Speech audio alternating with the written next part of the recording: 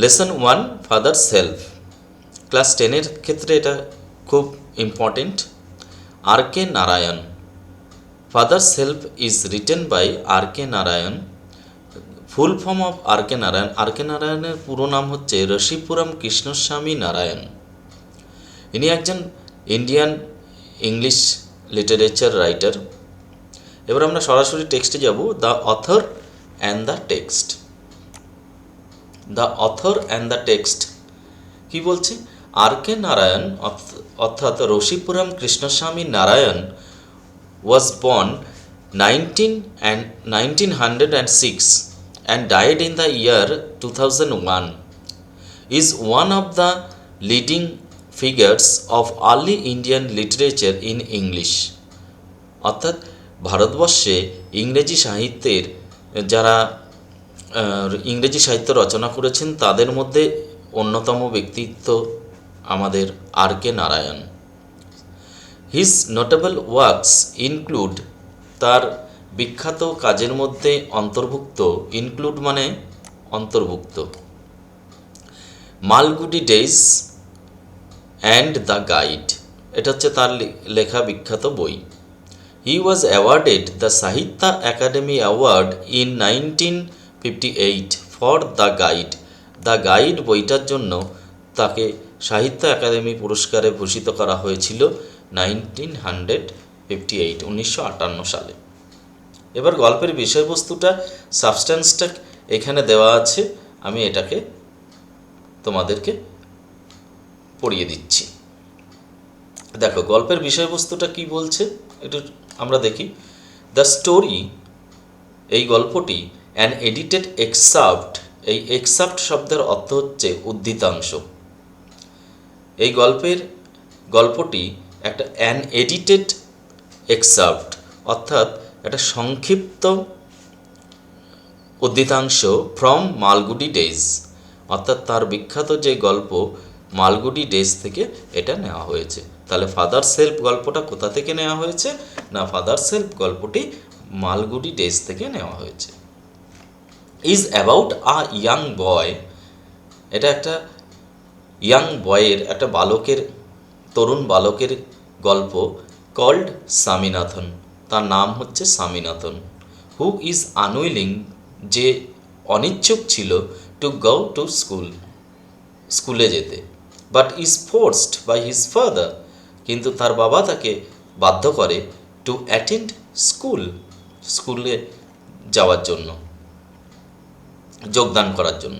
The story explores, এই explores শব্দটার অর্থ হচ্ছে, এক্সপ্লোর শব্দের প্রকৃত অর্থ হচ্ছে প্রকাশ করা বা আবিষ্কার করা। এক্সপ্লোরস তুলে ধরে, এই গল্পটা তুলে ধরে হাউ, কিভাবে, through the events that follow, ঘটনাক্রমে, যে ঘটনার অনুযায়ী, through the events that follow, কিছু ঘটনার মাধ্যমে এই গল্পটা তুলে ধরে, এক্সপ্লোরস করে, প্রকাশ করে স্বামীজ অরিজিনাল রিজার্ভেশনস। স্বামী মানে স্বামীনাথন, স্বামীনাথনের নাম হচ্ছে স্বামী। স্বামীজ অরিজিনাল রিজার্ভেশনস অর্থাৎ প্রকৃত, স্বামীর যে প্রকৃত রিজার্ভেশনস অর্থাৎ তার যে ধারণ, তার যে হোল্ডিং, আমরা রিজার্ভেশনস মানে এখানে বোঝাতে চাইছি হোল্ডিং বা বর্জন।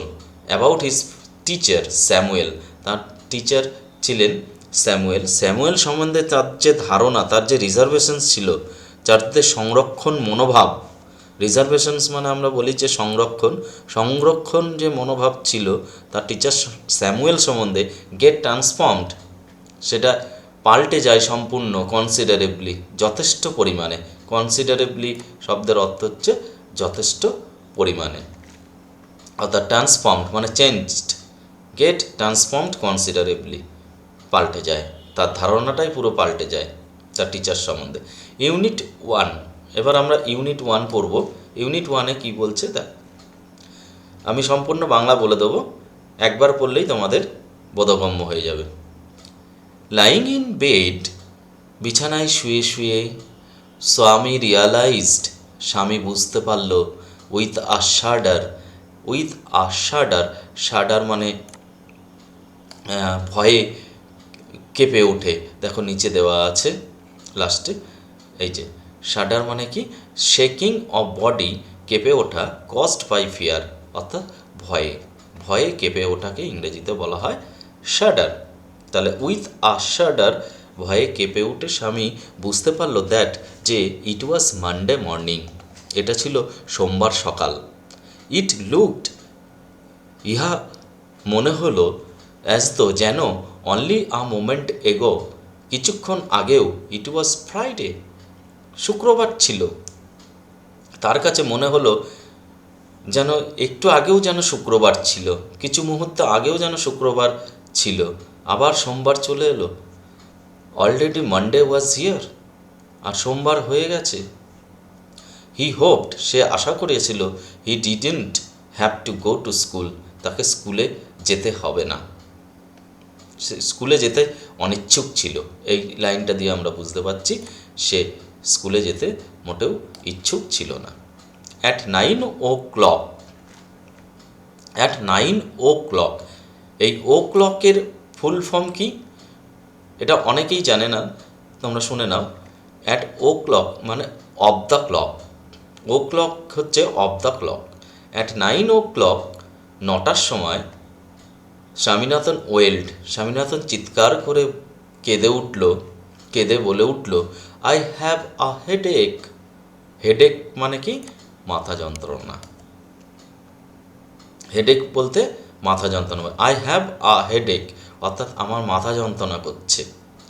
মাদার জেনারাসলি সাজেস্টেড, মা জননী অর্থাৎ স্বামীস মাদার, স্বামীনাথনস মাদার, জেনারাসলি অর্থাৎ উদারনৈতিকভাবে, জেনারাস হয়, mother always becomes generous towards his child, মা তার সন্তানদের প্রতি সবসময় একটু জেনারাস হন। তাই মাদার জেনারাসলি, উদারভাবে বললেন, সাজেস্টেড বললেন, তাকে সাজেস্ট করলেন, দ্যাট যে স্বামী মাইট স্টে অ্যাট হোম, স্বামী বাড়িতে থাকবে, বাড়িতে থাকুক স্বামী, তিনি বললেন। অ্যাট 9:30, সকাল 9:30টার সময়, তাহলে 9টার সময় তার মাথা যন্ত্রণা হয়েছিল, এটা মনে রাখবে, অ্যাট 9 o'clock। আর 9:30টার সময়, when he ought to have been, ought to মানে শুড, অট টুর পরিবর্তে আমরা শুড ব্যবহার করতে পারি। অট টু মানে শুড, উচিত, উচিত সেন্সে অট টু ব্যবহার করা হয়। অ্যাট 9:30, 9:30টার সময়, when he ought to have been in the school prayer hall, তার যখন স্কুল প্রেয়ার হলে থাকার কথা 9:30টার সময়, তখন স্বামী was lying on the bench in mother's room, তার মায়ের ঘরে বেঞ্চের ওপর সে তখন শুয়েছিল, যখন তার স্কুল প্রেয়ার হলে থাকার কথা। ফাদার আক্সড হিম, বাবা তখন, স্বামীস ফাদার, আক্সড হিম, তাকে জিজ্ঞাসা করলেন, বাবা জিজ্ঞাসা করলেন, have you no school today, আজ তোমার কোনো স্কুল নেই স্বামীনাথন, তোমার কি স্কুল নেই আজ? Have you no school today? Headache, Swami replied, Swami উত্তরে বলল, মাথা যন্ত্রণা করছে বাবা। ননসেন্স, গাধা কোথাকার, বোকা। ড্রেস আপ অ্যান্ড গো, বাবা একটু ক্রুদ্ধ, একটু কড়া শাসন, স্ট্রিক্ট ফাদার, আমরা দেখতে পাবো এই গল্পের মাধ্যমে তিনি একজন, he is the strict father. Dress up and গো, জামা, স্কুলের ড্রেস পরে নাও এবং বিদ্যালয়ে যাও। আবার স্বামী বলছে, হেডেক, মাথা যন্ত্রণা তো। লোভ, তখন বাবা অ্যাডভাইস দিচ্ছেন, পিতা, লোফ অ্যাবাউট লেস, এই লোফ মানে কি, ইতস্তত ঘুরে বেড়া, এদিক ওদিক ঘুরে বেড়ানো, অর্থাৎ লোফ থেকে লোফার, তোমরা জানো যে লোফার অনেক সময় বলা হয়, অর্থাৎ ঘুরে বেড়ায় স্কুলে না গিয়ে, এদিক ওদিক করে টোটো কোম্পানি করে বেড়ায়, যদি বোঝাতে চাই। Loaf about less on Sundays, রবিবারগুলোতে একটু কম ঘুরে বেড়াবে। And you will be without a headache on Monday, তাহলে সোমবারে আর মাথা যন্ত্রণা করবে না, বুঝেছ? রবিবারে কম ঘোরাফেরা করো। এইভাবে স্বামীর বাবা স্বামীকে বিদ্যালয়ে পাঠানোর জন্য বললেন।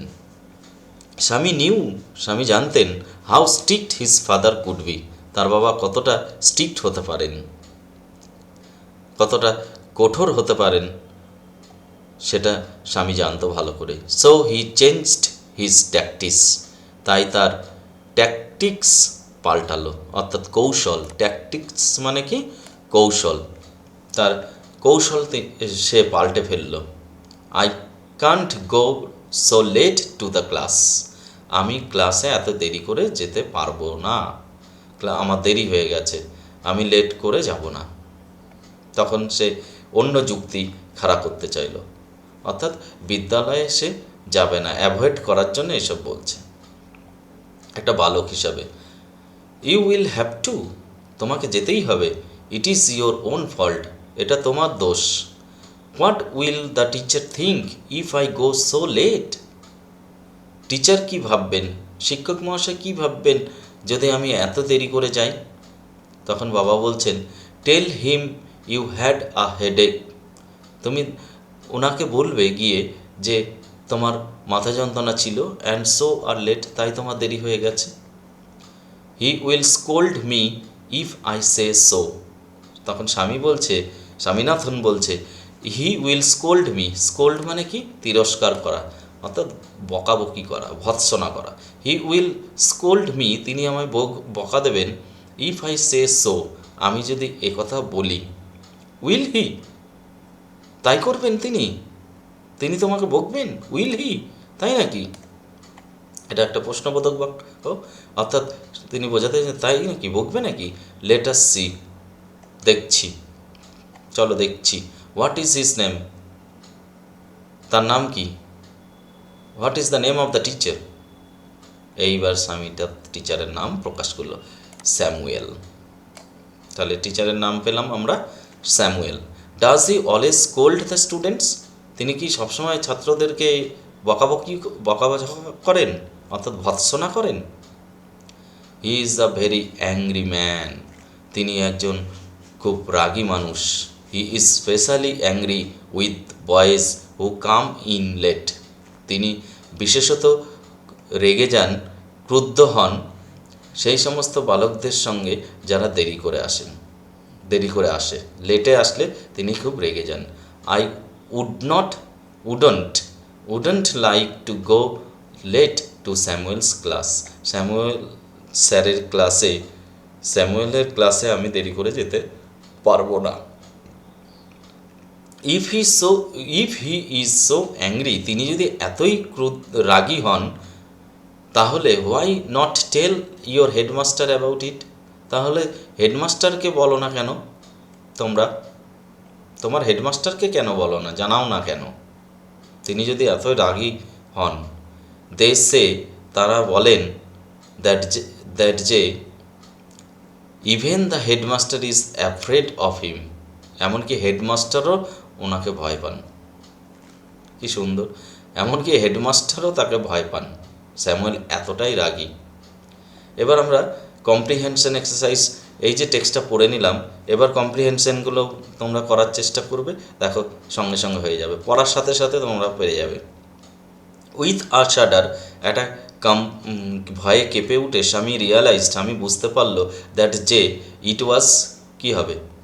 ইট ওয়াজ অবশ্যই Monday, it was Monday. Question number B, when Swami ought to মানে শুড, উচিত, যখন স্বামীর উচিত ছিল have been in the school prayer হলে থাকার কথা, হি ওয়াজ লাইং, সে শুয়েছিল কোথায়? অন দ্য, কিসের ওপর শুয়েছিল? অন দ্য বেঞ্চ, তার মায়ের ঘরের বেঞ্চের ওপর, মনে পড়ছে?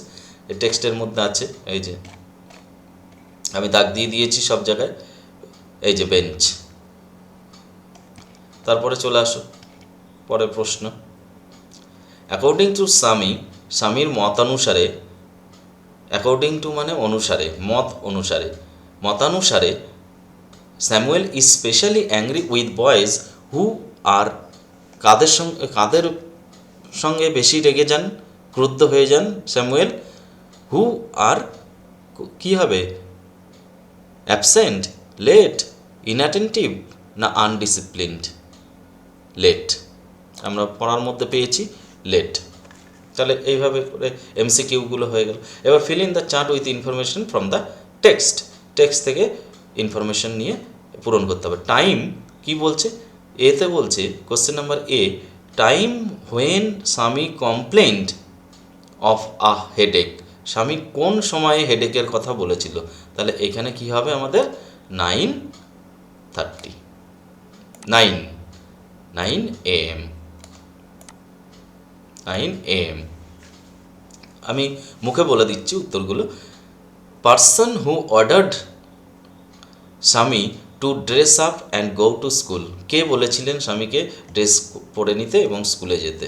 অবশ্যই স্বামীনাথনস ফাদার। এখানে তোমরা লিখবে Swaminathan's father. Name of the teacher mentioned by Swami. স্বামীর কোন টিচারের উল্লেখ করেছিলেন? নাম কি সেই টিচারের? কী হবে? স্যামুয়েল। তাহলে অনায়াসেই পেরে যাচ্ছ, ওটা টেক্সটটা ভালো করে পড়ার ফলে এটা পেরে যাচ্ছ, স্যামুয়েল। এবার কোয়েশ্চেন নাম্বার 3 কী বলছে? State weather the following statements are true or false. নিচের স্টেটমেন্টসগুলো সত্য না মিথ্যা সেটা লিখতে হবে। Provide sentences, phrases, words in support of your answer. সেই লাইনটা তুলে দিতে হবে বা সেই ফ্রেজ বা সেন্টেন্স তুলে দিতে হবে। স্বামী বলল দ্যাট যে হি হ্যাড আ হেডেক, তার মাথা যন্ত্রণা ছিল। তাহলে এটা কি হবে? ট্রু। কি হচ্ছে এটা? ট্রু। তাহলে সাপোর্টিং এসএস কি হবে? এসএস। সাপোর্টিং স্টেটমেন্ট কোনটা হবে? স্বামী বলল যে আমার মাথা যন্ত্রণা করছে। তাহলে এইখান থেকে তোমরা স্বামী যেখানে বলছে আই হ্যাভ এ হেডেক, এই যে I have a headache, Swaminathan wailed লিখে আই হ্যাভ এ হেডেক এই লাইনটা তুলে দেবে। তারপরে কি বলছে? Swami was lying in his father's room. তাহলে এটা কি হবে? স্বামী তার বাবার রুমে শুয়েছিল। তাহলে এটা কি হচ্ছে? ফলস। আমরা জানি যে মায়ের ঘরে শুয়েছিল। তাহলে কোন লাইনটা লিখবে? মাদার্স রুম, ওই লাইনটা লিখে দেবে। তারপরে কি বলছে? অ্যাকর্ডিং টু স্বামীর মতানুসারে the headmaster was not afraid বলেছে। হেডমাস্টার ভয় পেত না অফ স্যামুয়েলকে ভয় পেত না। তাহলে এটা কি হবে? ফলস। কেননা ভয় পেত তো ইভেন। তাহলে কোন লাইনটা লিখবে? এই যে লাস্ট লাইনে আমরা পেয়েছি, এই যে কোথায় গেল? এই যে they say that even the headmaster is afraid of him. এইখান থেকে এই লাইনটা তুলে দেবে। তাহলে এইভাবে ফার্স্ট ইউনিট পুরো কমপ্লিট আমি তোমাদেরকে বুঝিয়ে দিলাম। Thank you very much for watching my teaching. যদি ভালো লাগে অবশ্যই বন্ধুদের শেয়ার করে দাও। সবাই শিখুক, সবাই জানুক। গল্পটা থেকে অনেক সময় বিভিন্ন প্রশ্ন দিতে পারে।